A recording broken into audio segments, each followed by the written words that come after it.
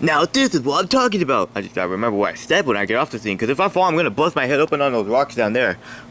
Kind of scary. But hello there, nature viewers. Before the episode starts, though, I just gotta ask this one important question that not a lot of people are spreading around, so I'm hoping that maybe you could get the word out there. But do you lack self-awareness?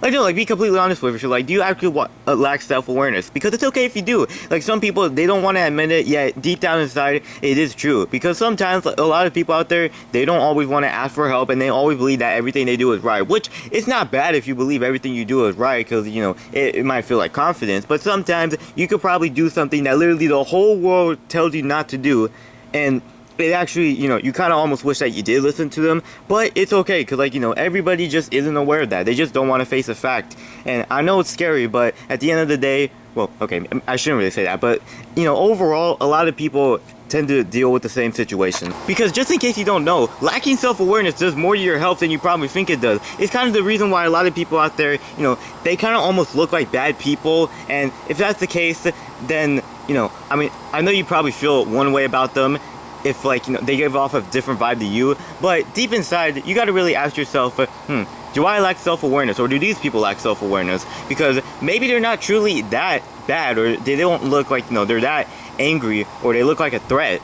They just probably, you know, don't see their true self inside. But it's okay, because, like, you know, a lot of people, it just takes time and time. Some people, they'll eventually find that. Some people, they probably won't. But it's just something that, you know, a lot of people, it's just something that you just got to think about every now and then. Like, am I starting to lack self-awareness? Especially, like, when you start getting a little bit more older, like when you're reaching your midpoint. I'm not trying to offend anybody, but if you're in, like, you know, your 40s and 50s and you're having like a middle-age life crisis or something, then it might be something. But to also bring the fact that, you know, since this is June, apart from also being like Pride Month, it's also Men's Mental Health Awareness Month. And if you're a man out there who's been going through a lot lately, just know that it's okay. Like, you know, you're a man, you're a human.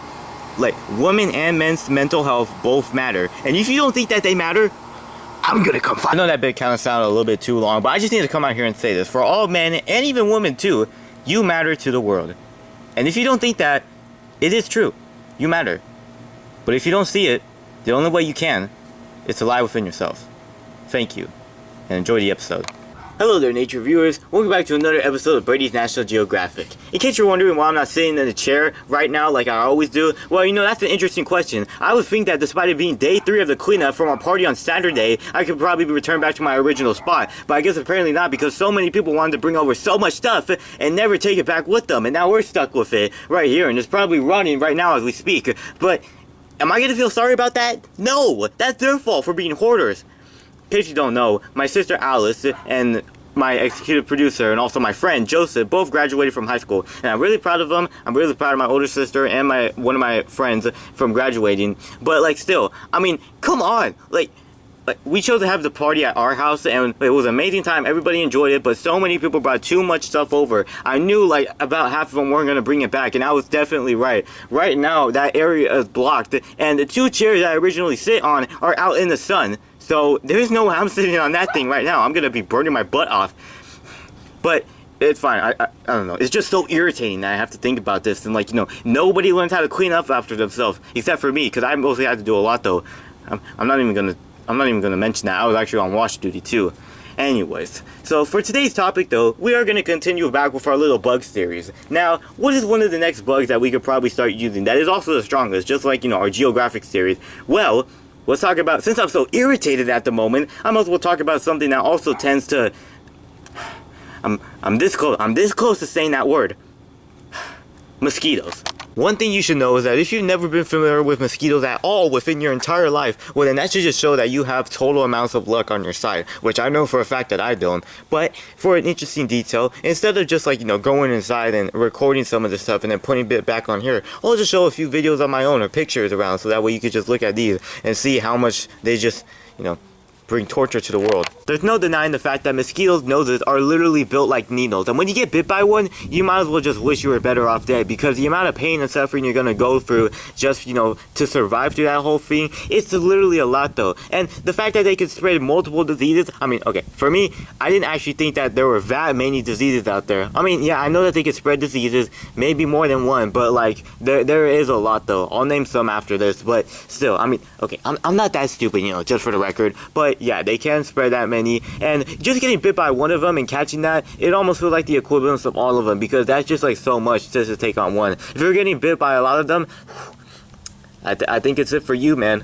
Yeah, that's about it. But a few ways that you can protect yourself is by, of course, getting registered bug protection for your safety. Well, I think, like, you know, bug spray around there. You can always wear, like, you know, lotion, or, you know, spray it on your knees or on your calves and everything. Or better yet, I know it's hard to do it in the summer, but you can also wear long sleeves and, you know, pants, just so that way it reduces the amount of where you're gonna get bit on, like, the shoulder and knees. I mean, on the hands, you know, I don't really insist that you wear gloves in the summer, obviously, but, you know, just maybe for a little bit, I guess you could wear pants. That would reduce that. I mean, well, you know, right now this doesn't really seem like a good idea, but yeah, we'll just stick with that. I mean, if you don't want to take this seriously, like, you know, for your own protection, for the amount of diseases that are out there and the bugs are carrying right now, if you don't really want to care about that and you just want to go ahead and, like, you know, walk into a swarm of them, then by all means, do as you wish. Now, while there isn't a lot of illnesses that can spread around, this right here is still, like, you know, a good amount that they have, and I'm hoping that this doesn't skyrocket, you know, with any mutations or anything. But yeah, for the ones that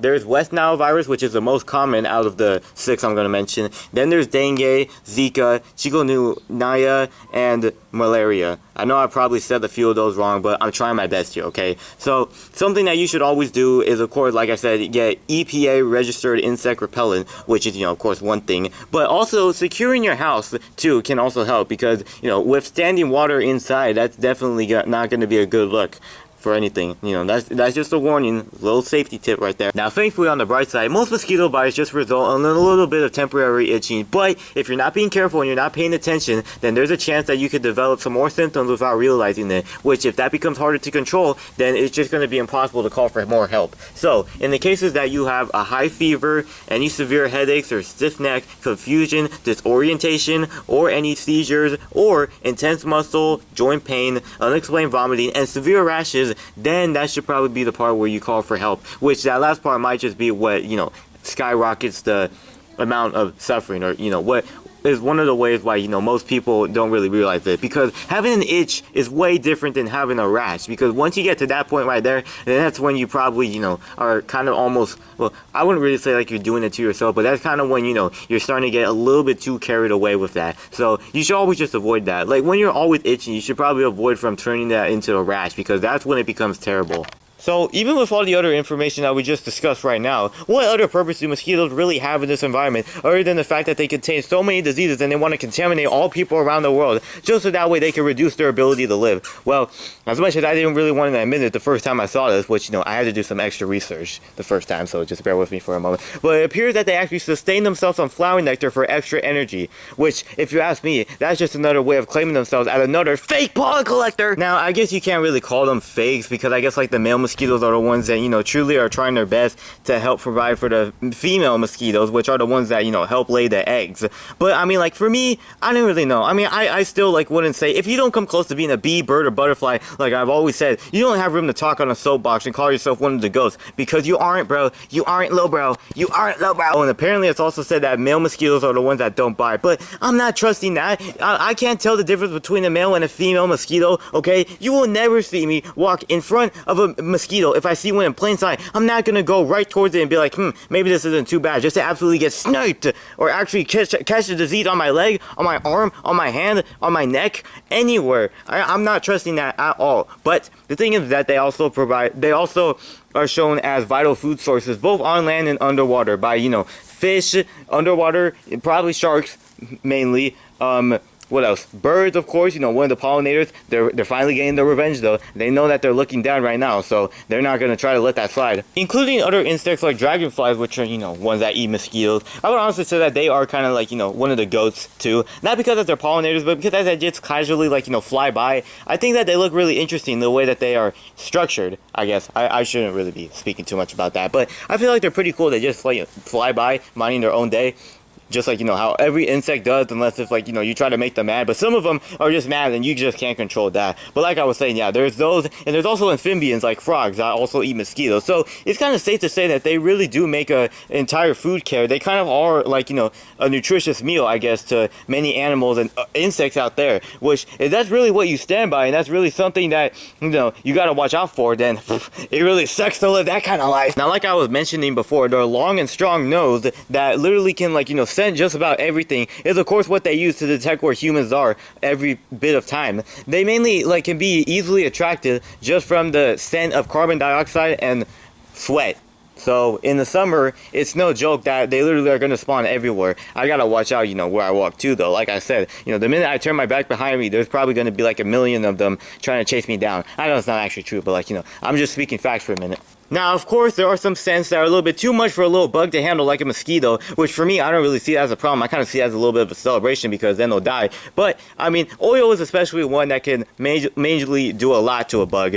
Now, if you've seen in, like, the wasp video, I kind of talked about how you can mainly just use that to take down a wasp nest. But it's not because that they have nowhere else to go in their surroundings. It's also because that they kind of feel a little bit curious, like, oh, what's this going to do? And they just fall in, they suffer and suffer. But mosquitoes have that long scented nose, like I said, so they can easily detect where that is at all times and know that that's a danger zone and they shouldn't cross that, or they can know, like, the areas where they can cross and try not to get, like, too close before they die. Which, oh well, if that happens, I mean, I'm not gonna feel sorry for them. I mean, hey, one less bug is a celebration, that's for sure. But I mean, if you're looking for the case where you want to kill a mosquito for whatever reason, well, I mean, one thing that you can do is actually just, like, flex your arm, literally. However, it is, like, not always possible. It is possible, but, like, most of the time it's kind of hard, though. You really gotta have, like, strong muscles and just go, like, you just gotta, like, squeeze really tight, and it traps the needle inside of it, thanks to physics, and just pops, and you'll just hear a little, and it will just, like, splatter blood on your arm a little bit, just like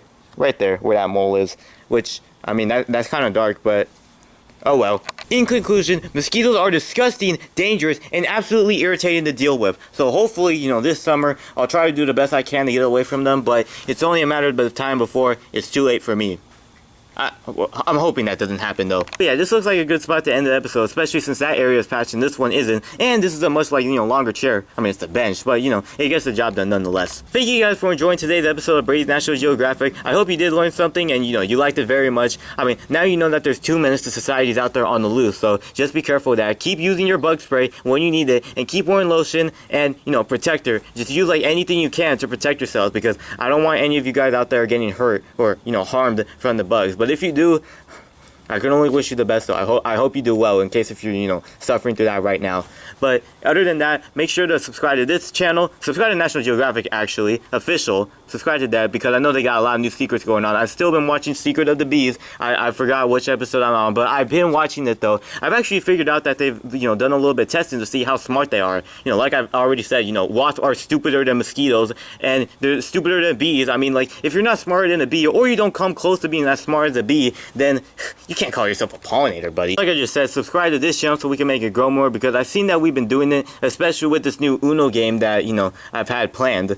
that was definitely a fun time, though, that last time, but I'm actually going to demolish everybody on the next one. Follow our TikTok, because that's where most of our shorts come from. The cameraman's Instagram, for whatever reason, he keeps wanting me to promote this, but I don't really know why. And yeah, with that said, I suck at endings, and please, I mean, watch out for, the UV rays out there. I know these things don't actually exist, but I mean, with the temperature that we've been getting this week, it's going to be skyrocketing back to 100 again. I wasn't ready for it last week, and I'm definitely not ready for it to happen again next week. So we're just gonna have to see what happens, though. Don't worry, I always have my good old ice chest just in case. And also, I will be doing you guys a favor in the next episode, but you'll just have to see.